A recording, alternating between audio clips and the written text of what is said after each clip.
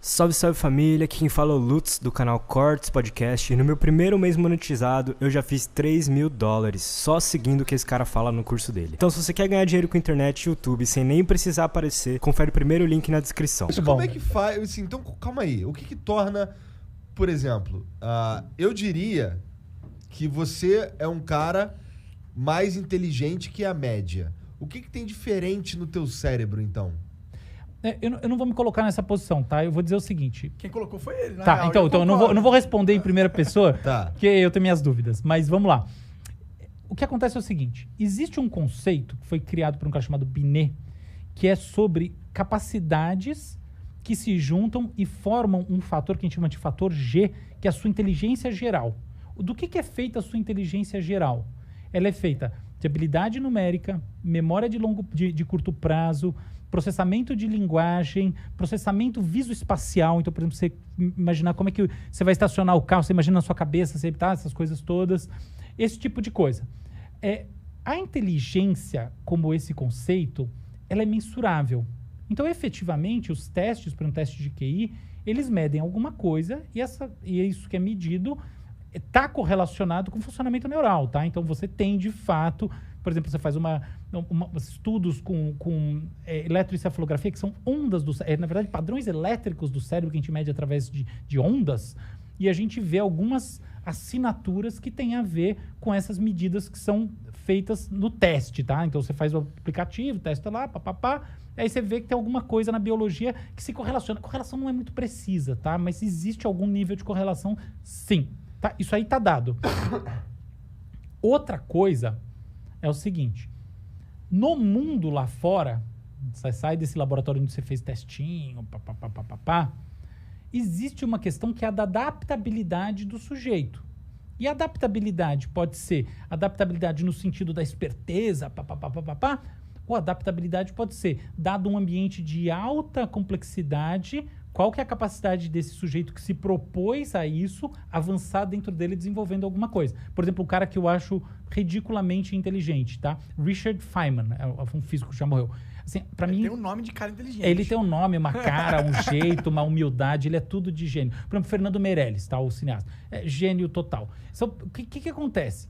Uma pessoa dessas, ela, no meu entendimento, ela resolve mais os problemas dentro dessas escalas de complexidade, usando propriedades mentais que não são mensuradas por um teste como o teste de Binet e outros mais, do que usando.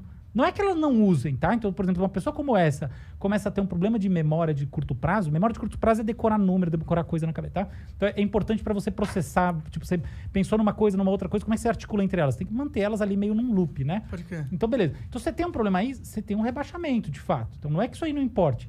Isso é condição sine qua non. Acontece que, assim, você tem um tamanho de coisa, tem gente que tem memórias cavalares. Não é isso que vai determinar a primeira coisa. Então, você só precisa ter o básico, ou talvez um pouquinho mais que o básico. E a outra coisa isso serve para você fazer outra coisa lá dentro. E não exatamente fazer esse processamento.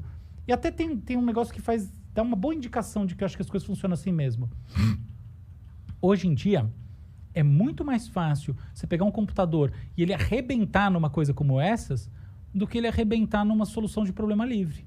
Problema livre ele não soluciona. Até hoje a gente não tem isso aí. Então isso indica que, na verdade, existe O que é um problema livre? Um problema para o qual você não tem uma instrução que chegue a uma solução.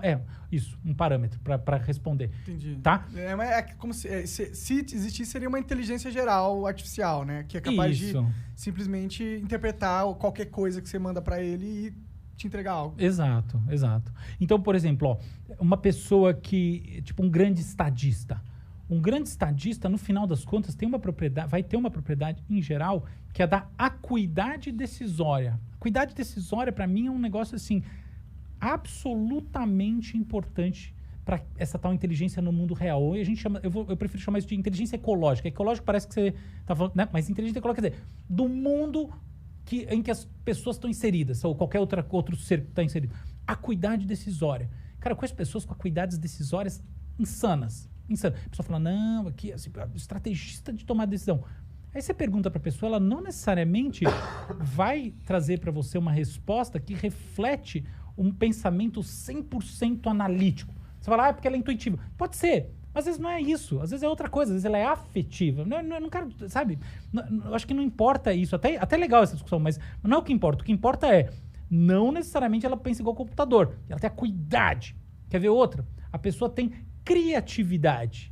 Sabe qual que é o melhor teste de criatividade que existe hoje em dia? Um dos melhores? Um teste de divergência. É assim, eu falo uma palavra, tá? Lua. O que você tem que fazer é construir, é me trazer uma outra palavra e fazer uma construção com ela que não tem nada a ver com lua. Tá? Então todo mundo vai pensar, uma palavra já está quase no prime, né? Assim, uma palavra parecida com lua para continuar, isso é criatividade? Não, é o oposto. Pensa na coisa mais diferente de lua que você consegue imaginar na sua vida. Caralho. Entende? É realmente complicado, né? Porque você vai pensando em coisas e fala, mas tem uma ligação com lua e tal, né? Isso. Aí você fala assim, abobrinha, foda-se. Abobrinha, interessante. Abobrinha, legal. Sabe como é que eu vou medir se a abobrinha tem mais a ver ou menos a ver com lua? Como? Porque eu vou botar milhares de pessoas para fazer associação e eu vou medir as associações menos comuns. Entendi. Entendeu? O negócio é mais complicado do que isso. Então, no final das contas, o que um teste como esse mostra? Que a divergência de pensamento, ela é um dos princípios, tem vários. Criatividade tem a ver com esforço, criatividade tem a ver com informação, criatividade tem a ver com disposição emocional. Você está totalmente parado, você não consegue ter criatividade. Criatividade tem a ver com normatização, é sobre normatização. Quanto mais você tiver sobre princípios normativos, menos é mais difícil ser criativo. Então, um monte de coisa. Mas tem esse negócio da divergência.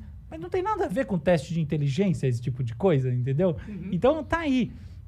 Existe uma nova linha de pensamento que quer meio que tirar um pouco do poder ou da credibilidade que os testes de QI têm. Uhum. Eu acho que é muito pelo que você está falando isso, porque ele realmente não mede todas as formas com que o ser humano pode ser bem sucedido na vida e, portanto, não é um teste de inteligência como inteligência geral, que é realmente que a gente está querendo chegar, né? Inteligência como a capacidade do cara conseguir algo que ele se planejou a fazer. Exato, né? Exato. Vai medir as competências de forma separada. Sim.